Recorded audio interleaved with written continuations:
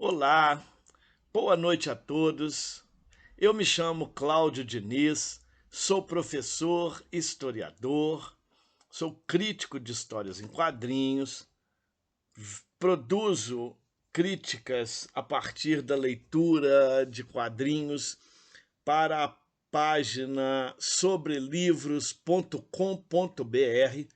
A minha coluna ela se chama Sobre Quadrinhos, como é óbvio, e pretendo, nesse mini curso, responder ao incentivo da Secretaria Municipal de Educação, Esportes e Cultura, através do chamamento público número 004 de 2020, que atende, obviamente, aos pressupostos da lei Aldir Blanc. Portanto, e por tudo, eu gostaria muito de agradecer ao subsecretário de Cultura da cidade de Sete Lagoas, o Marcos Avelar, à sua equipe, sempre muito competente, formada pela Andresa Rodrigues e pelo Rogério Pardal.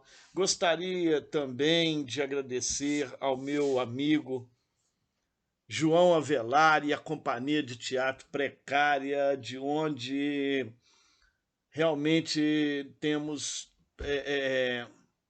criado uma relação de muito trabalho e de muita produção, que é bastante importante para mim e para eles.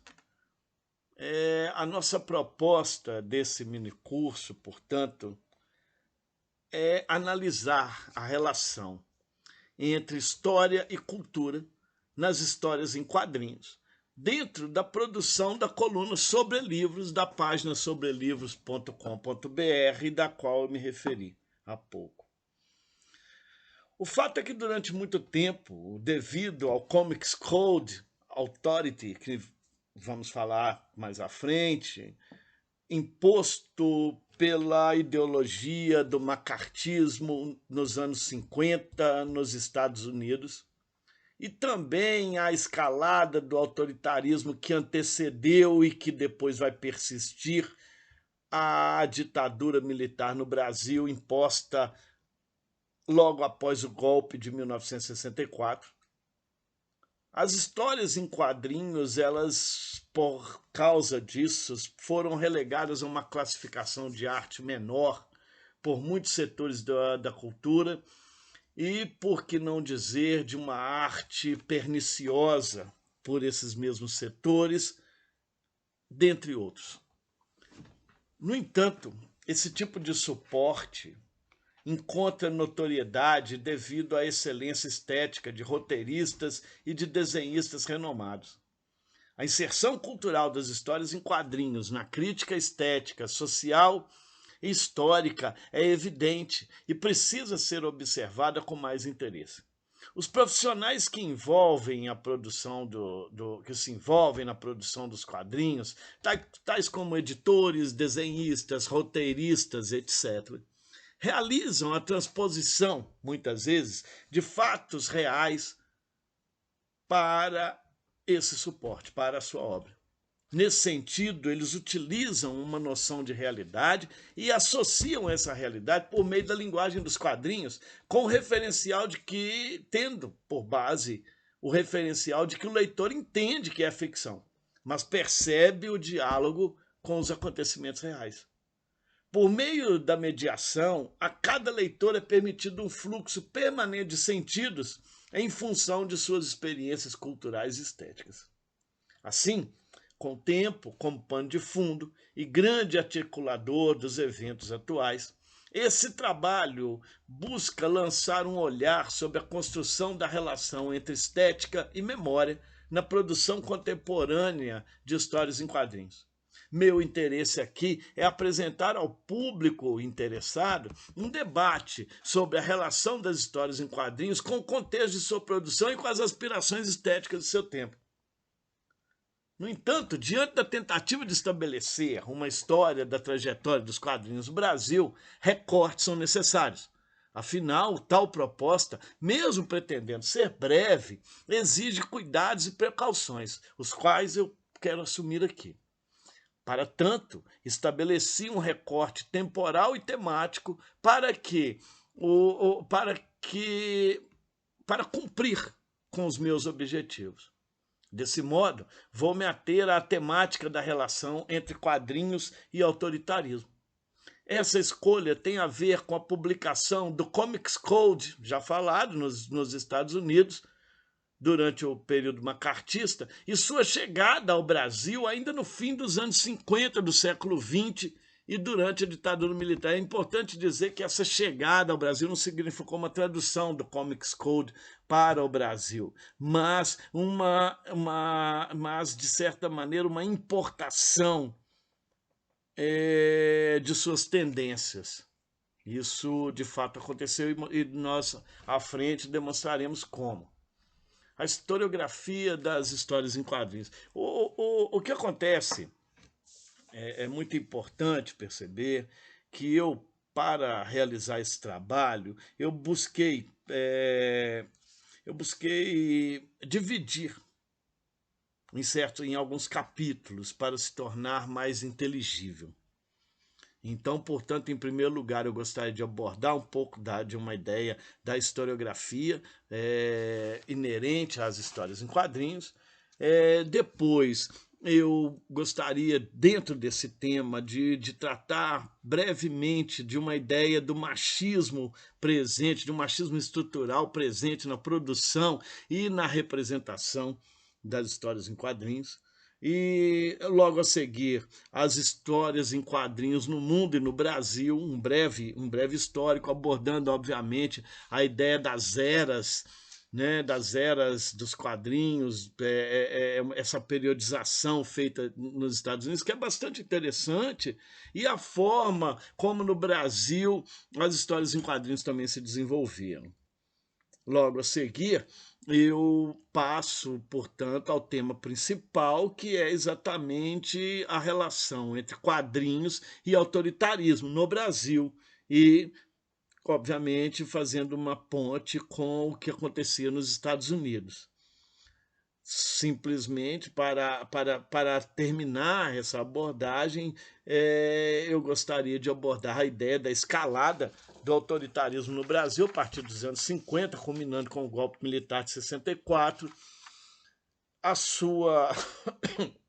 os seus desdobramentos no período pós-ditadura militar, né, e na produção das histórias em quadrinhos que temos por aqui.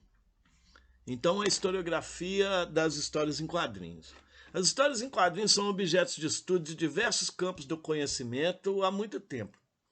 É possível observar as mais diversas tendências, alguns preocupados em denunciar o conteúdo nocivo às crianças, outros priorizando as particularidades da linguagem dos quadrinhos, além daqueles que buscam no material analisado um reflexo das contradições sociais, políticas, econômicas que surgem em suas páginas, dentre outras formas de abordagem. O fato é que não é mais possível assumir o argumento recorrente em muitas abordagens sobre o tema, denunciando a suposta carência de pesquisa sobre quadrinhos, porque, na verdade, nós temos já há uns bons 50 anos, pelo menos, uma produção bastante relevante no que tange a análise crítica das histórias em quadrinhos. Isso significa uma produção bastante expressiva de livros, artigos, dissertações, teses, por pesquisadores de renome ou não. É o caso do belíssimo trabalho de Selma Regina Nunes Oliveira, dos trabalhos de Will Eisner e Sean Howe, do trabalho magnífico, pioneiro de Álvaro de Moura, dos centros de estudos de histórias em quadrinhos no Brasil, como a Escola de Comunicação e Artes da Universidade de São Paulo, a Universidade Federal do Rio Grande do Sul, a Universidade Federal de Minas Gerais, dentre outras, os salões de humor que se espalham pelo Brasil, que se repetem, os congressos de quadrinhos cada vez mais intensos, né? Além, obviamente, ainda de um evento internacional que começa nos Estados Unidos, em San Diego, que era a San Diego Comic Con, que veio para o Brasil. Então nós temos uma Comic Con também no Brasil esse ano, no ano de 2020, claro. Foi um evento bastante singular por causa da pandemia, então foi um evento ocorrido todo ele na internet. Então foi a CCXP World, e nesse evento tivemos uma participação talvez a maior de todos os tempos, né, de artistas e público interessado em geral nas histórias em quadrinhos. Sem falar nisso que é talvez revolucionário dentro da produção, da divulgação das histórias em quadrinhos, que é o papel da internet, que ao final eu gostaria de retomar, né, um pouco para falar. Então são diversas plataformas, sites, né, que facilitam o acesso tanto às obras, né, obras clássicas, obras novas, artistas podem expor seus trabalhos, e as críticas, né, que são produzidas. Dentre essas críticas, sem dúvida, a crítica produzida na coluna Sobre Livros, do site sobrelivros.com.br. Sobre a ideia que eu disse a respeito da relação de uma segregação feminina, por assim dizer, dentro da produção e a sua própria representação nas histórias em quadrinhos, há que se criticar o papel do machismo estrutural na produção dos quadrinhos. Sem dúvida, é bastante evidente essa percepção dessa sobrevivência machista na produção e na representação feminina dentro das histórias em quadrinhos. Os autores da Enciclopédia dos Quadrinhos, Goida e Kleiner, eles comentam brevemente a dificuldade que é encontrar mulheres quadrinistas. Elas existem, mas é difícil. É possível que essa escassez, segundo os autores, se deva tanto às questões sexistas, o que faria as mulheres não conseguirem êxito ao tentar ingressar no mundo das histórias em quadrinhos, quanto às questões de invisibilidade mesmo, onde algumas quadrinistas, durante muito tempo, usaram pseudônimos masculinos, ou inevitavelmente elas não alcançariam a notoriedade nesse espaço artístico, ainda engessado por tantos preconceitos, e sem falar no racismo estrutural, que também faz parte disso. Também nós observamos a pequena quantidade de homens e mulheres negros produzindo quadrinhos. Alguns, obviamente, grandes destaques existem, mas são ainda são bastante tímidos. No entanto, como eu disse, desde pelo menos o século XIX, que nós observamos a presença autoral das mulheres no mundo das histórias em quadrinhos. É o caso de Rose O'Neill, que já produzia no fim do século XIX, Naide Tefek, no Brasil, também no fim do século XIX, Jack Orms, nos Estados Unidos, no terceiro decênio do século XX. E hoje em dia, só para citar duas, Adriana Mello e Sirlene Barbosa, que estão em constante produção, por exemplo. No que tange à representação feminina nas histórias em quadrinhos, ou seja, como as mulheres são vistas, a imperiosa ideologia patriarcal no Brasil constrói as representações femininas representações femininas nos quadrinhos, que não é como um mecanismo que não é só feminino, mas de toda a sociedade, impondo uma imagem da mulher que é um produto já preparado por um certo horizonte de expectativa marcadamente ideológico e machista. Representa-se aquela mulher que a sociedade dirigida pelos homens espera ver representado. Não apenas uma imagem reflexa, que termina sendo o reflexo de uma imagem. A representação desse modo impõe-se como um símbolo, extrai a sua força do fato de que tal símbolo deve obedecer estritamente ao que se quer representado. A imagem da mulher nos quadrinhos, a ideia de uma eterna sensualidade, de uma eterna volúpia, a mulher muito poucas vezes representada dentro daquilo, dentro de um padrão de igualdade com o homem. Né? A mulher sempre aparece, quase sempre aparece numa posição submissa. Isso vem mudando aos poucos, certamente, mas ainda é muito comum nós observarmos esse tipo de reprodução. Então, não podemos deixar de acentuar a existência desse machismo estrutural e também, como dissemos, de um racismo estrutural. Se a situação feminina, né, se a representação feminina ela já é comprometida, a representação feminina negra, então, é mais comprometida ainda. Tá? As histórias... agora vamos rapidamente falar aqui um pouco sobre a história das histórias em quadrinhos no mundo e no Brasil. Eu gostaria de abordar aqui uma ideia interessante, que é sobre as eras dos quadrinhos, para uma espécie de classificação ou periodização da história dos quadrinhos nos Estados Unidos. Então na verdade, são 6 eras, né? Platina, ouro, prata, bronze, ferro e a nova era de platina, como é chamado o nosso tempo, em que nós temos transformações importantes na produção de histórias em quadrinhos nos Estados Unidos. Isso tem, de certa maneira, não diria um reflexo direto, mas tem uma conexão muito próxima com a nossa produção, com a produção brasileira de histórias em quadrinhos também. A primeira é a Era de Platina, que é o período que antecede os quadrinhos de super-heróis.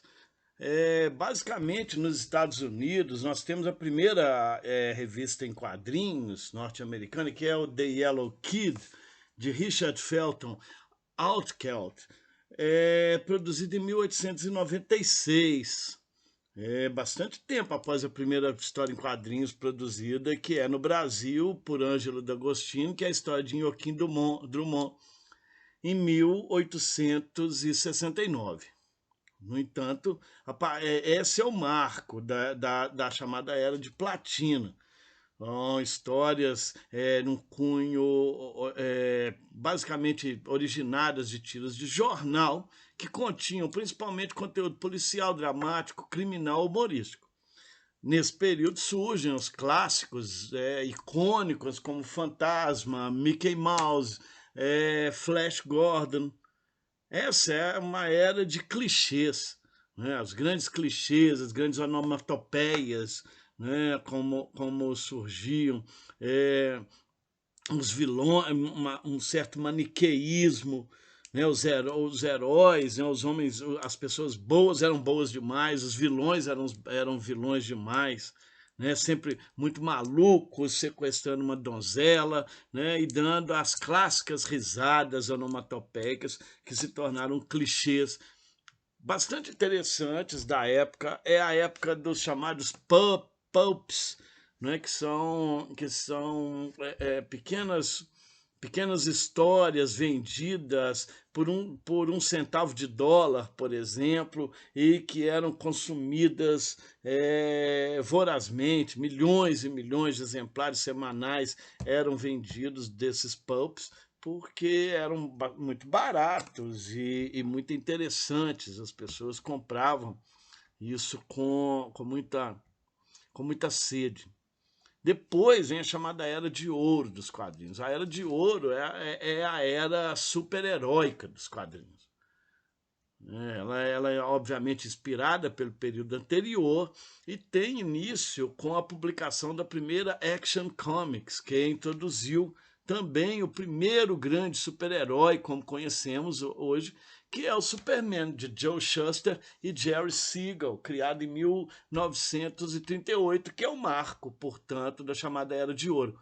Superman é um deus entre os homens. De todos os heróis, Superman é aquele que precisa de se vestir de um não-herói. Todos os heróis precisam se transformar de alguma forma, de alguma maneira, em super-heróis para exercerem isso. Superman não, Superman já é. Então, Superman é um sucesso desde então. E imagine que Shuster e Siegel venderam Superman por menos de $200, venderam o personagem. Imagine o valor da franquia de Superman hoje com a DC Comics.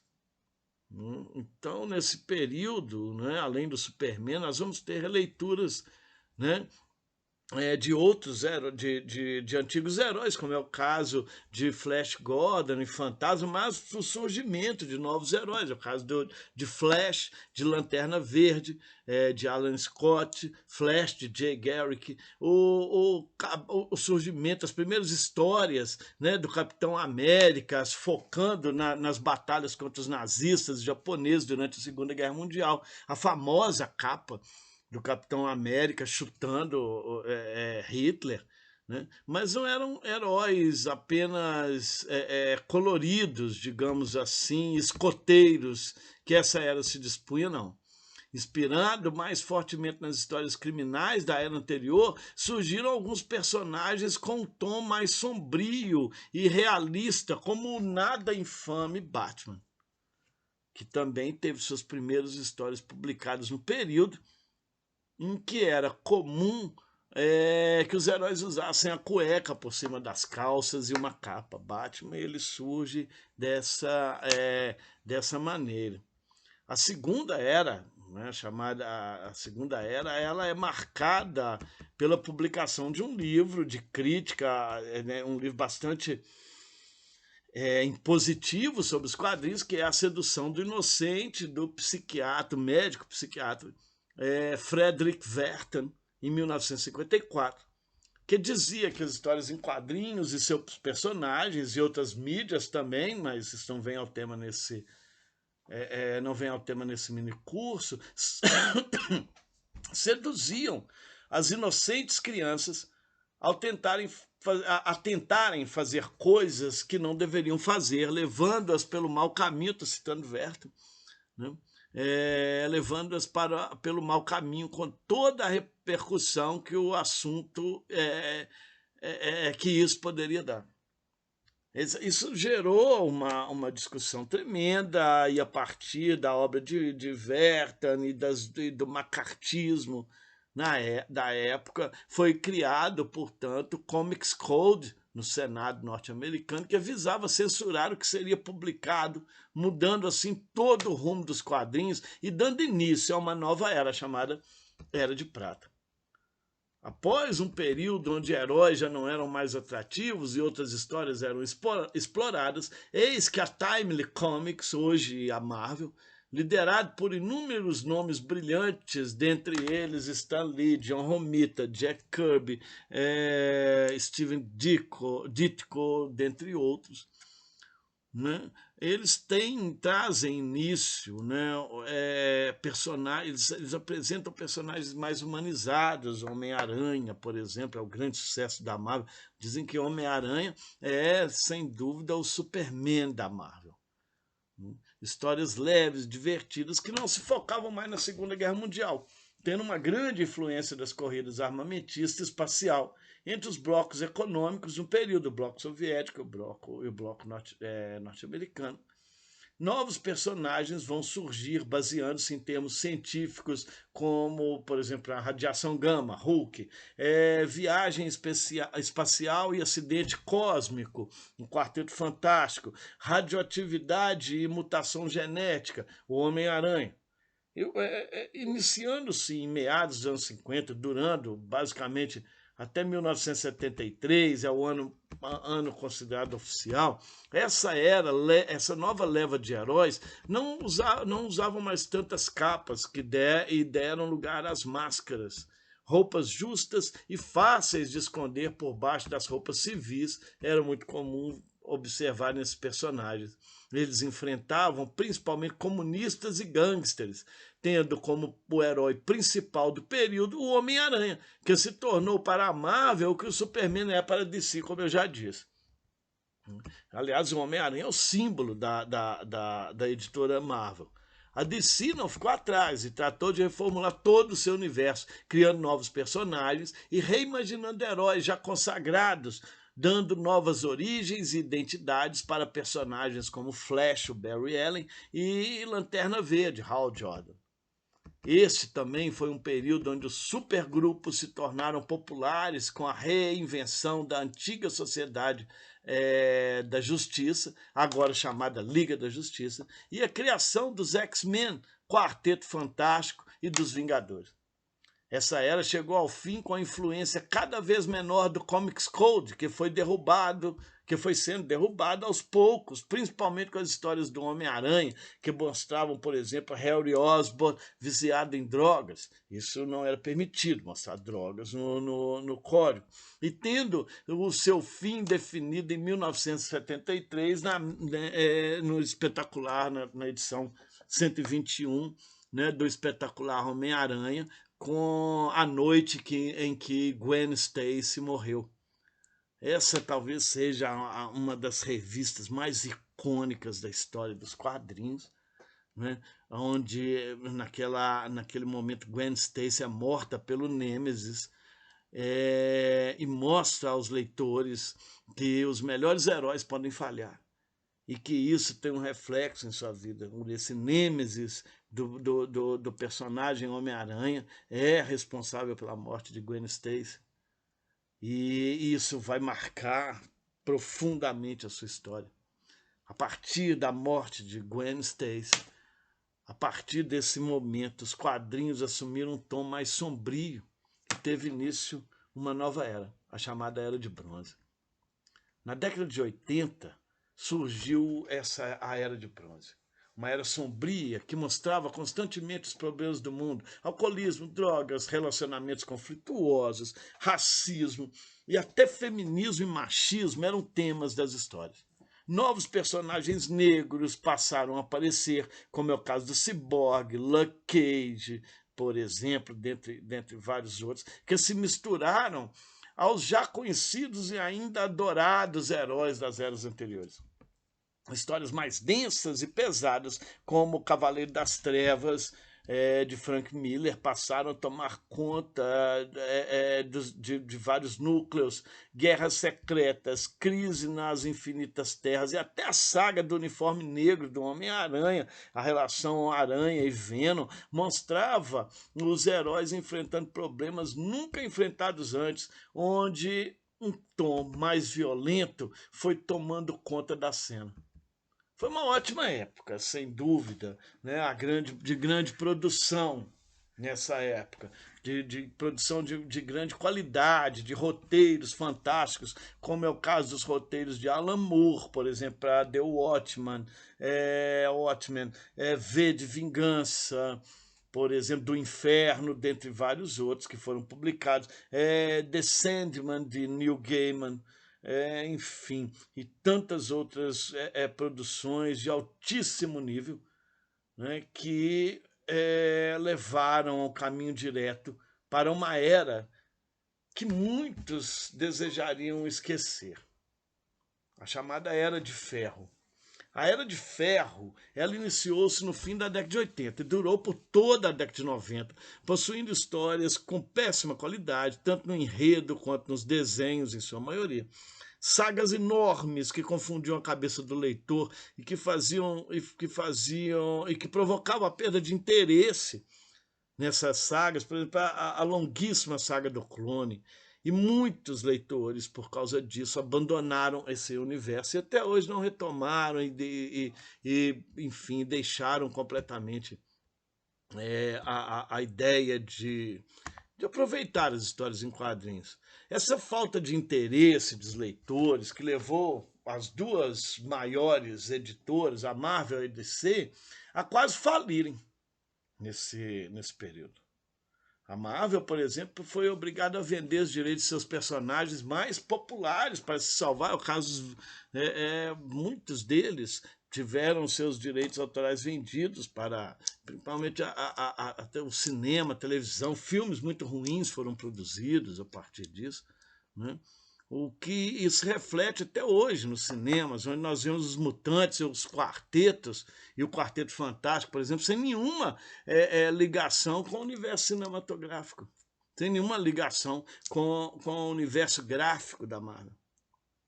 Por sorte, esse período não é um período apenas de pontos baixos, né? Novas editoras fora do eixo DC e Marvel surgiram, como é o caso da Dark Horse, da Image Comics, e apresentavam histórias e visões diferentes das abordadas nas grandes editoras e as histórias ruins que estavam passando por esse momento. Novos personagens também surgem nessa época, sendo principalmente anti-heróis. É o caso do Deadpool. O Deadpool. Eu ia falar de um outro aqui que me fugiu agora, que surge, que é o Spawn de Todd McFarlane, pela Image. Ou Vigilantes, diminuindo cada vez mais a linha, né, entre heróis e vilões. Aquele maniqueísmo que caracterizou durante um bom tempo essas histórias, as histórias em quadrinhos, eles desaparecem também nesse momento. Esse é o ganho dessa era. Após isso, e após o 11 de setembro de 2003, que é o considerado marco, uma nova era ela surge, uma nova era nos quadrinhos, que é a chamada Nova Era de Platina. Roteiristas baseados no acontecimento do 11 de setembro, seguindo o pensamento de que para que heróis, se o mundo continua sofrendo com ataques como esse, como do September 11, assim se iniciou uma nova era dos quadrinhos, né? Ou a era de Electron, ou de Platina, a era que vemos hoje, que teve início nesse momento. É um período de renovação após uma década sombria, né, que se passou nos anos 90. As histórias não mais focavam nos heróis, mas sim nas consequências de super seres existirem no mundo e sua influência e representatividade na sociedade. Temas importantíssimos foram levantados e deram origem a histórias magníficas, dando destaque para a Guerra Civil, por exemplo, que é uma grande saga da Marvel, que mostra bastante esse lado das consequências dos atos desses seres, né? Ou então o olhar que se lançou sobre esses heróis, é o caso do quadrinho Marvels, por exemplo. Como a era do novo século e milênio, a era do novo século e milênio, as editoras procuraram apresentar um novo mundo, o mundo do século XXI, com personagens ligados a tecnologias, novos universos e histórias para os novos leitores, né? O universo Ultimate e os Novos 52, por exemplo. Influência das novas mídias, além das referências das eras anteriores, o que serve principalmente para manter os interesses dos antigos leitores do mercado. Se tornando a era das referências, essa nova era busca mesclar a beleza e leveza da Era de Prata com o cinismo da Era de Ferro. Cidades e problemas reais, como aquecimento global, terrorismo, questões sociais em geral, são vistos com frequência. Mulheres, negros, homossexuais vêm ganhando mais destaque nas histórias. Até mesmo personagens de outras nacionalidades também ganham destaque. O caso do Colossus em The X-Men, por exemplo, né? É também comum atualmente a tentativa de tornar mais realista os fatos que ocorrem nesses universos, procurando sempre haver uma explicação para os poderes ou eventos que ocorrem nas histórias, não importando se trata de viagem temporal, retorno dos mortos ou criação de um novo universo. A Marvel, por exemplo, ela é célebre por retornar com mortos, né? Personagens que morreram, eles voltam, né? Muitas vezes, exceto, obviamente, Tio Ben. A regra é essa: Tio Ben nunca volta. Apesar de que tem um quadrinho onde Tio Ben voltou como um zumbi, como uma espécie de zumbi. Ele é um quadrinho do Aranha onde ele retorna dessa forma. Então, na Marvel é muito comum isso acontecer. A DC, menos frequência, a Imagem, menos frequência. Então, a Imagem quase não tem assim, um panteão e uma longevidade também para apresentar isso, né?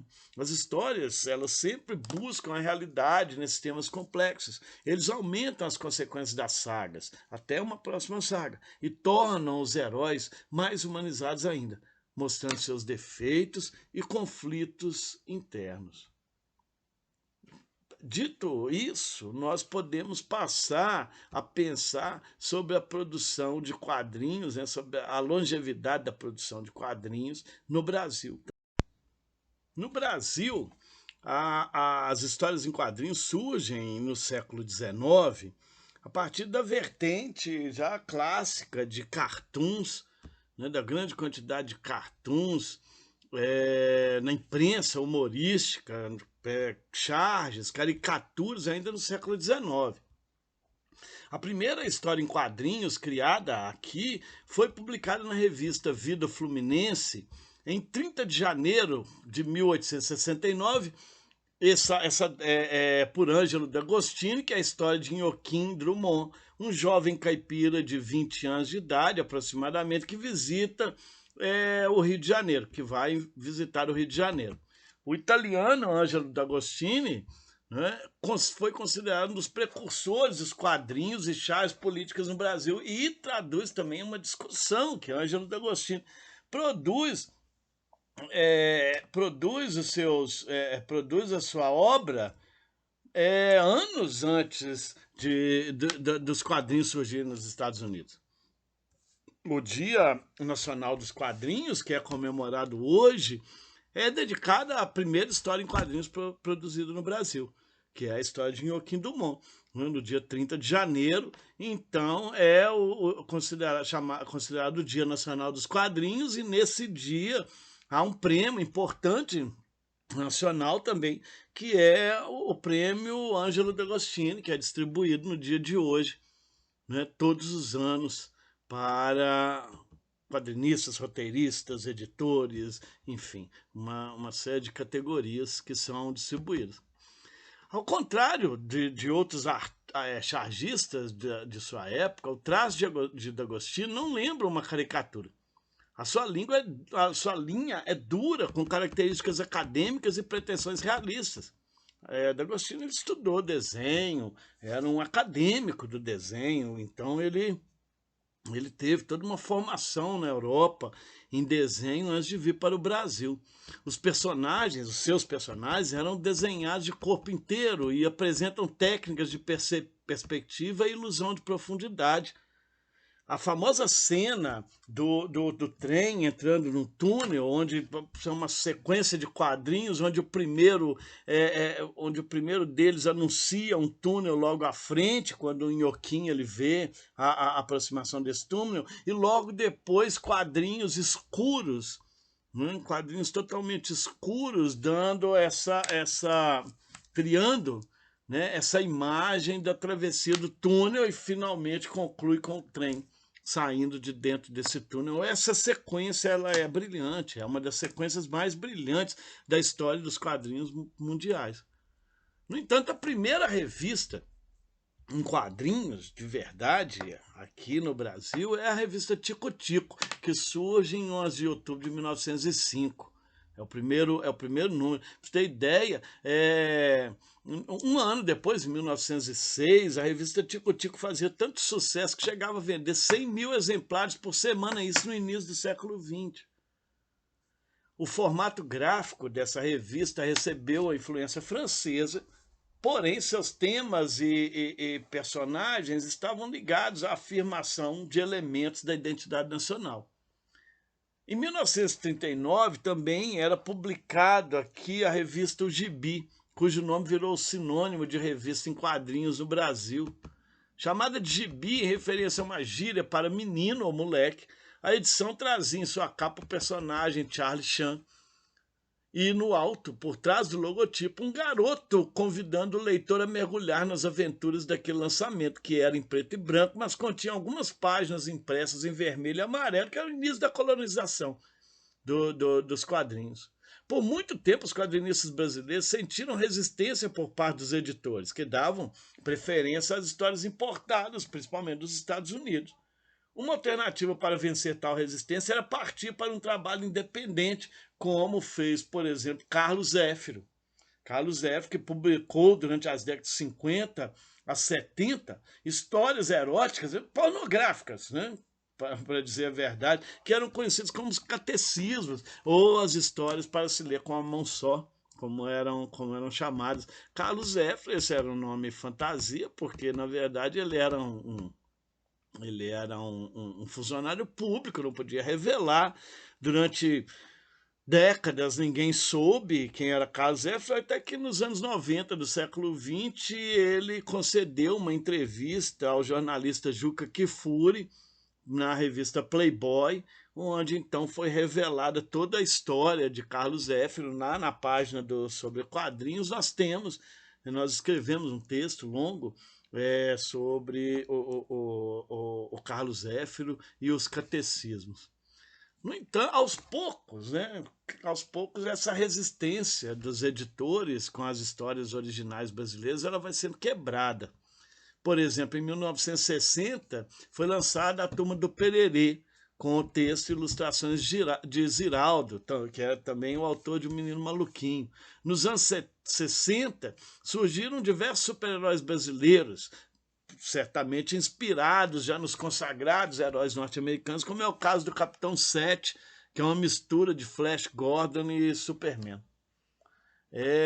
Nos anos 70, 80, nós vamos ter uma produção bastante interessante, mas essa produção ela é minada por um autoritarismo de que vamos falar a seguir, né, que graçava no país. Ainda assim, a gente tem, né, uma grande produção, uma produção interessante, que é a produção do chamado Woody Grude, né, fazendo referência ao underground, a produção underground, principalmente de Robert Crumb nos Estados Unidos, e que tem que foi bastante profícua no Brasil, com as histórias produzidas por desenhistas, roteiristas brilhantes, é o caso de Glauco Matoso, Laerte, Angeli, Fernando Gonzalez, dentre outros, né, que produziram as revistas, né, interessantíssimas, como é o caso de Piratas do Tietê, né, Chiclete com Banana, dentre outras, né, Níquel Náusea. Então, essa é uma produção extremamente interessante. Também há um estudo na página do Sobre Livros a respeito dessa produção. E aí sim, com a abertura cada vez maior, com uma produção cada vez mais interessante, nós vamos ter então o início, digamos assim, de uma era, praticamente de uma era de ouro dos quadrinhos no Brasil. Essa era de ouro ela é protagonizada atualmente, né, por um elevado número de quadrinistas, homens e mulheres, que têm uma produção de extrema relevância, tanto no Brasil quanto fora daqui. Eu falo de Gabriel Bá, Fábio Moon, né, de Sirlene Marques, enfim, de vários quadrinistas que têm produzido cada vez mais e de uma forma cada vez mais, de uma qualidade cada vez maior.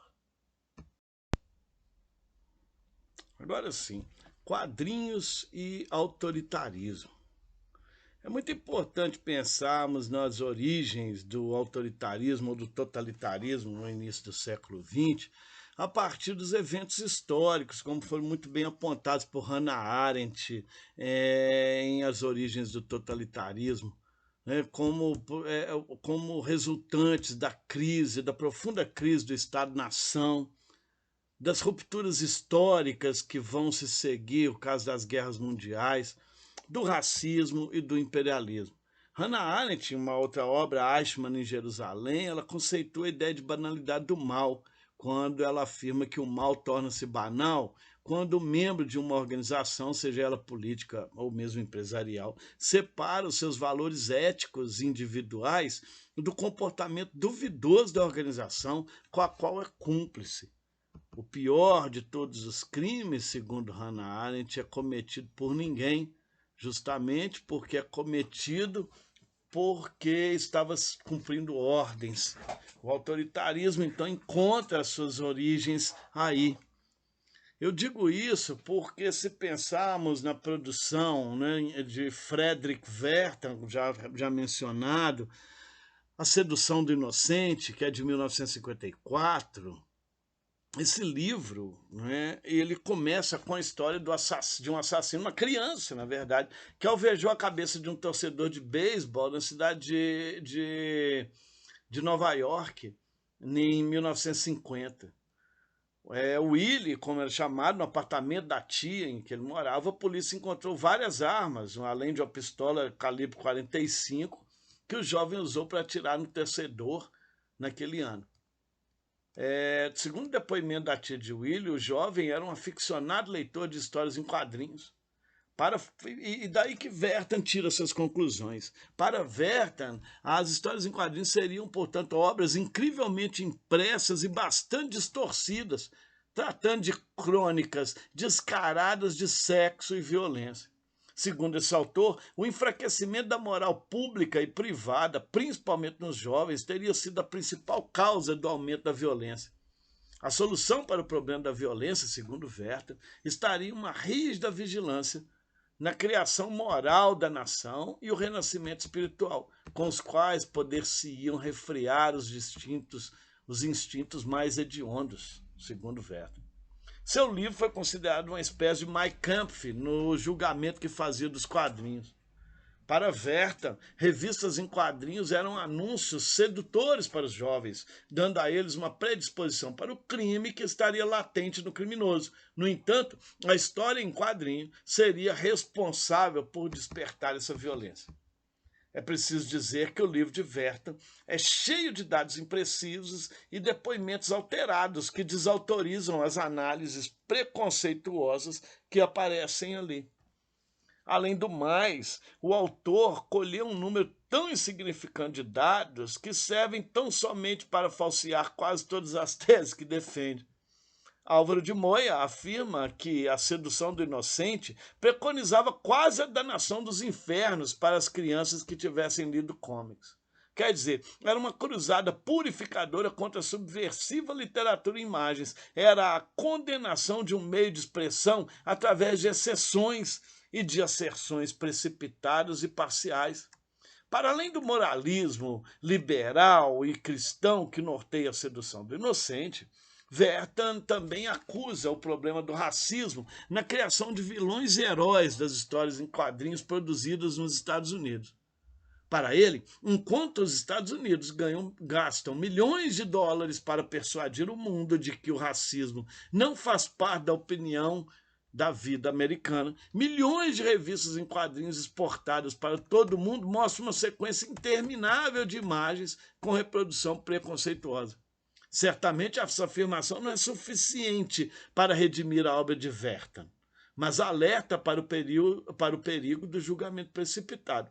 O fato de acusar os quadrinhos de despertar paixões violentas, amorais e homossexuais nos jovens é muito mais uma representação do moralismo doentio da classe média dos Estados Unidos, na época, do que uma análise científica fundada na asserção racional. Seja como for, a manipulação sistemática dos dados e dos depoimentos feitas por Werther e usada pela subcomissão macartista do Senado, deflagrou uma crise sem precedentes na indústria dos quadrinhos nos Estados Unidos. Vejam bem, após o fim da Segunda Guerra Mundial, o resultado direto da polarização entre Estados Unidos e União Soviética foi a perseguição dos opositores do regime socialista e ou capitalista. Nos Estados Unidos, a Guerra Fria acabou favorecendo a perseguição daqueles que tivessem algum tipo de relação com a militância comunista. No Senado, Joseph McCarthy o senador Joseph McCarthy usava de discursos inflamados e da imposição de projetos de lei que visavam combater qualquer ameaça comunista em solo estadunidense. Qualquer manifestação de caráter anti-americano era classificada como ação comunista e os agentes e as instituições de justiça do Estado eram imediatamente acionados. Sem qualquer dúvida, os maiores prejudicados foram a produção cultural, científica e de informação, que, em geral, também eram rigidamente censurados. As histórias em quadrinhos foram consideradas subversivas e não tardaria o momento em que seriam vítimas do autoritarismo. A subcomissão do Senado, liderada por McCarthy, convocou os editores da Timely Comics, que viria a se tornar Marvel, e da EC Comics para prestar depoimento. Essas editoras vendiam milhões de exemplares de histórias de suspense, terror e ação. As audiências do Senado se estenderam pelo mês de abril de 1954, mas depois disso nunca mais foram retomadas. O perito, vejam bem como está aqui o encontro que vimos falando. O perito convocado para acompanhar as audiências era o médico e psiquiatra alemão Friedrich Werther. Ele era responsável por atacar com veemência as produções de histórias em quadrinhos que, de acordo com sua opinião, despertavam os piores instintos na juventude. Seu parecer serviu como justificativo para o macartismo e reforçou ainda mais a política de perseguição aos quadrinhos. Sob pressão do Senado, do Congresso e da sociedade norte-americana, em outubro de 1954, os editores de quadrinhos, através da Comics Magazine Association of America, criaram o Comics Code Authority.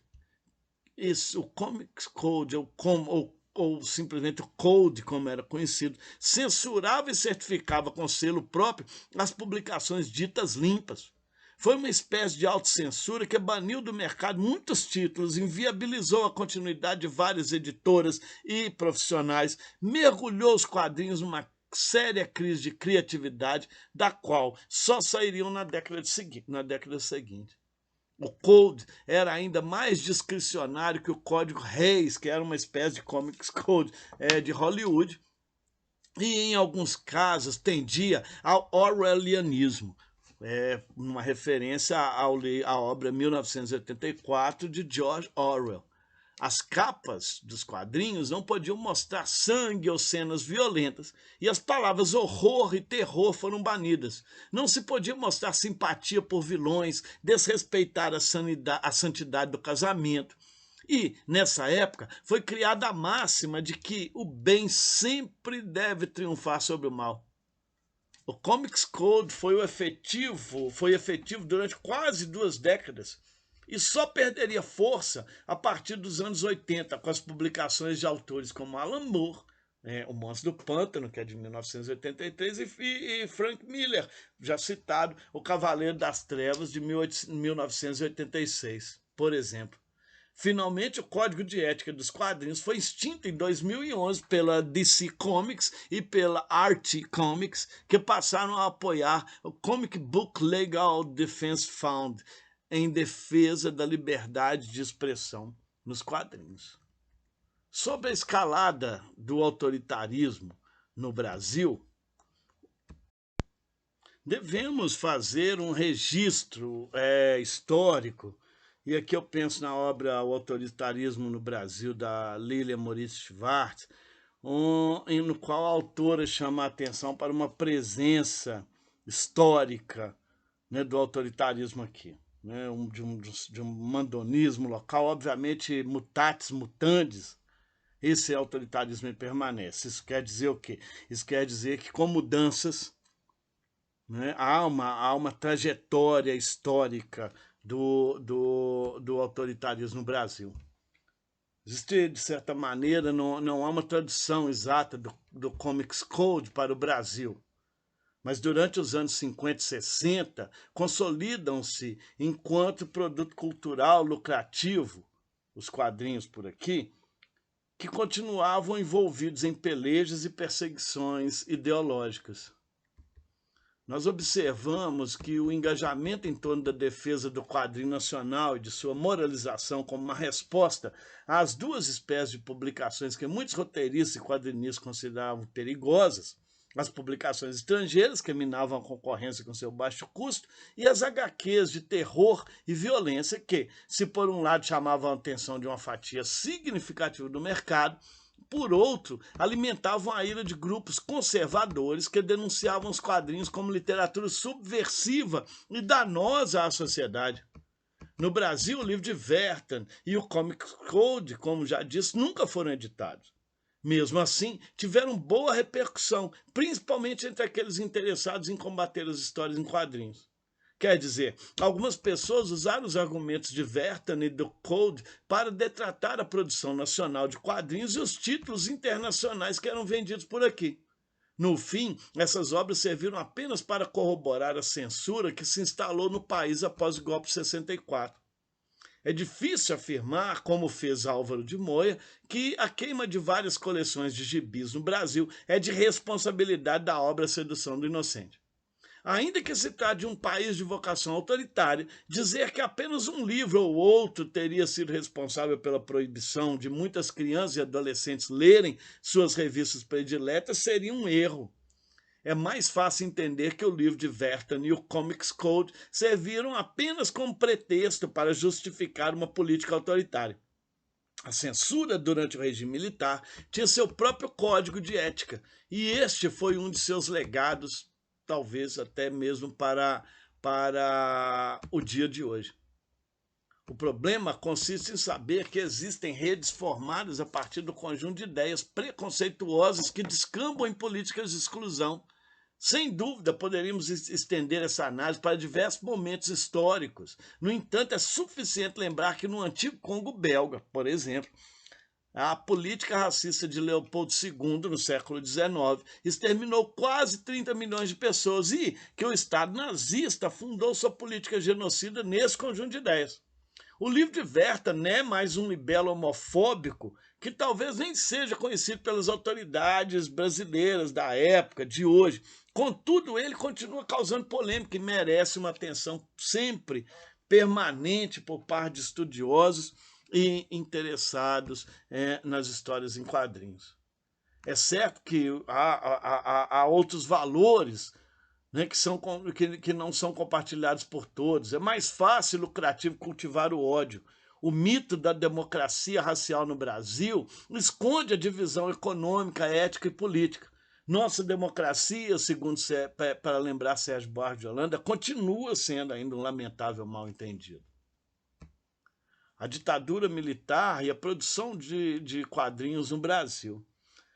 Os quadrinhos durante o regime militar também sofreram uma onda de repressão semelhante ao que houve nos Estados Unidos, com o Comics Code. O humor foi um traço de resistência à ditadura e gerou um grande número de revistas que passaram a representar o humorismo brasileiro. O pioneiro, sem dúvida, foi o Pasquim, produzido entre 69 e 91, um grande crítico do regime militar. Ao longo do tempo de existência da revista, surgiram importantes cartunistas que criavam histórias de crítica política e social, tais como Enfio, Jaguar, Luiz G., Paulo, Chico Caruso, Laerte, Glauco, Angeli, dentre outros que não estamos aqui. No que se refere às histórias em quadrinhos voltadas ao público infantil e juvenil brasileiras, não se pode deixar de dar destaque ao trabalho de Maurício de Souza, cujo repertório de histórias e personagens, encabeçadas obviamente pela Turma da Mônica, acabam entretendo e emocionando todas as faixas etárias, sem ter, digamos assim, uma pegada crítica necessariamente. Elas nunca deixaram também de trazer um olhar voltado para a sociedade. Aqui no Brasil, né, o resultado disso, obviamente, pós-ditadura militar, toda a crítica que foi feita à ditadura militar, e isso, de certa maneira, para corroborar a tese de Lilia Moritz Schwartz, né, sobre essa longevidade do autoritarismo no Brasil, nós tivemos um evento bastante emblemático, que foi na Bienal do Livro de 2019, no Rio de Janeiro. O prefeito da cidade ordenou a censura e apreensão de um material com conteúdo proibido que estava sendo vendido no evento. Marcelo Crivella, o prefeito do Rio na época, autorizou a apreensão de uma história em quadrinhos da Marvel com o título de A Cruzada das Crianças, que é de 2012.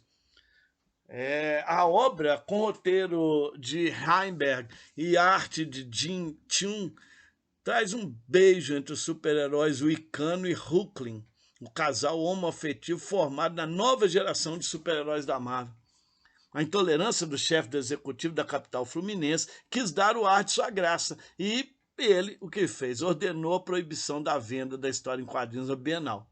Mas antes que os fiscais da prefeitura chegassem ao local para recolher as revistas, todos os exemplares foram esgotados. No entanto, o mal já estava feito e a face aterrorizante do extremismo se apresentou mais uma vez. Em muitos outros momentos da história recente, o autoritarismo terminou por se mostrar. Quantas queimas de livros e assassinatos de seus autores a história registra? Quantos pareceres contrários a publicações e quantas obras foram recolhidas das bancas e livrarias? Gostaríamos de lembrar que, em relação aos quadrinhos, existe um momento histórico importante que serve de marco para a compreensão de atitudes como a da Prefeitura do Rio de Janeiro.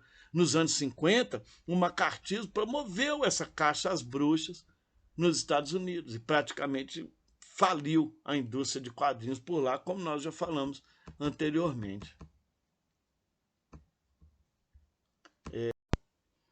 Bem, finalmente, para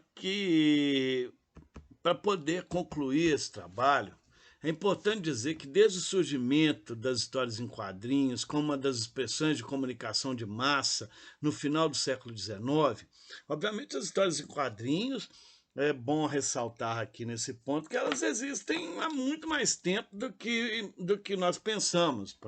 Poderíamos dizer que, como arte sequencial, nós encontramos isso numa antiguidade muito distante, digamos assim. Certo? No entanto, a moderna, né, a história moderna dos quadrinhos, ela tem esse ponto culminante, né, na formação de uma cultura de massas no final do século XIX. Nós voltaremos a falar sobre isso. As histórias em quadrinhos, então, portanto, elas passaram por grandes transformações. Inicialmente, elas eram publicadas em jornais, em seguida vieram os primeiros suplementos, as primeiras revistas, e aos poucos apareceram as características hoje comuns a todos os quadrinhos, como os balões, as onomatopeias, por exemplo. Com o sucesso de alguns personagens, as histórias em quadrinhos tornavam-se mundialmente conhecidas, conquistando crianças, jovens e adultos. Os quadrinhos enfrentaram um grande preconceito por parte da sociedade. Temia-se que pudessem distorcer o caráter dos jovens. Proibia-se sua leitura na escola e sua entrada nas bibliotecas. Ao longo dos anos, eles foram rompendo essas e outras barreiras e a sociedade passou a percebê-los como um recurso de entretenimento, principalmente voltado ao público infantil. Considerados inofensivos, por outro lado, não se via neles muita utilidade didática, contrariando a opinião de estudiosos que, já na década de 1970, os encaravam como um valioso recurso para incentivar a leitura e a ser utilizado no ensino. No Brasil, a criação das gibitecas, por exemplo, foi algo que ajudou a reconhecer a importância das histórias em quadrinhos como fonte de informação rica em conteúdo, que abrange diversas áreas, justamente por apresentar simultaneamente imagens e textos que unem artes plásticas, linguística, comunicação, entre outras, no mesmo suporte físico.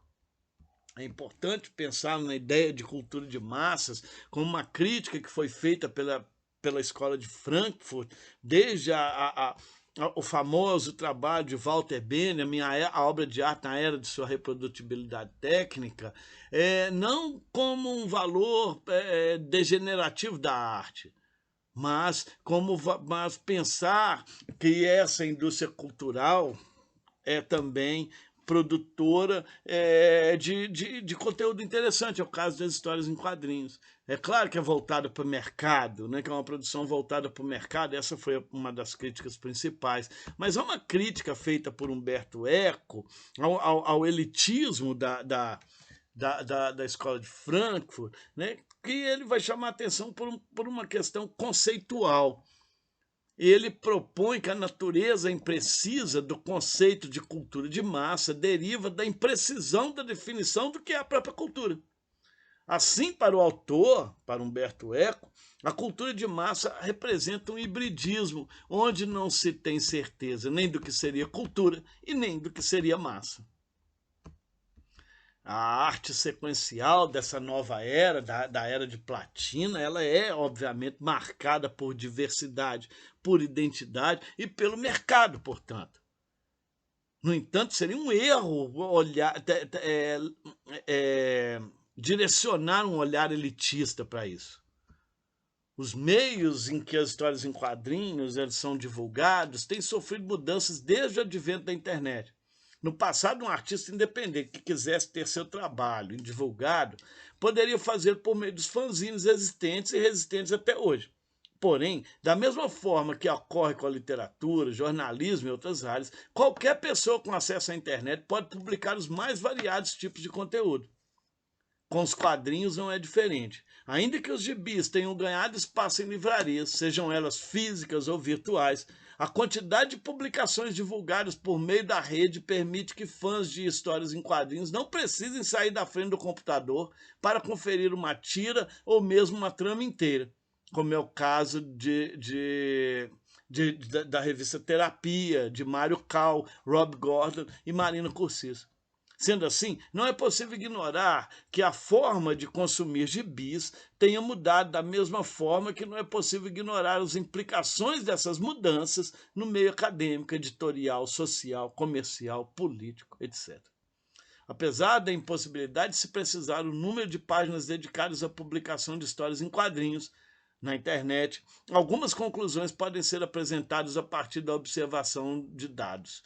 Como mencionado por um dos responsáveis pelo prêmio HQ Mix, José Alberto Lovreto, na edição de 2016 do evento, o número de publicações nacionais de quadrinhos foi maior do que em todos os anos anteriores a 2016 e certamente a possibilidade de divulgação online garante maior visibilidade de artistas que não costumam ter espaço na grande mídia. A internet, por oferecer alcance imensurável, facilita o encontro entre artistas e editoras por meio de convocatórias e editais. Principalmente em relação às mulheres, a possibilidade de se autopublicar, divulgar seus trabalhos via internet, tem contribuído para sua maior inserção no mercado de quadrinhos, o que pode facilmente ser verificado tanto nas tímidas indicações a prêmios que vêm surgindo, como no número de participantes em diversos eventos e de coletivos que realizam seus próprios eventos. As histórias em quadrinhos, portanto, elas têm ganhado um espaço cada vez maior, proporcionado por esse local magnífico para elas, que é a internet. E dessa maneira elas conseguem democratizar a sua produção, conseguem democratizar a sua participação e lançar no mercado autores e autoras de qualidade simplesmente sensacional. Muito obrigado.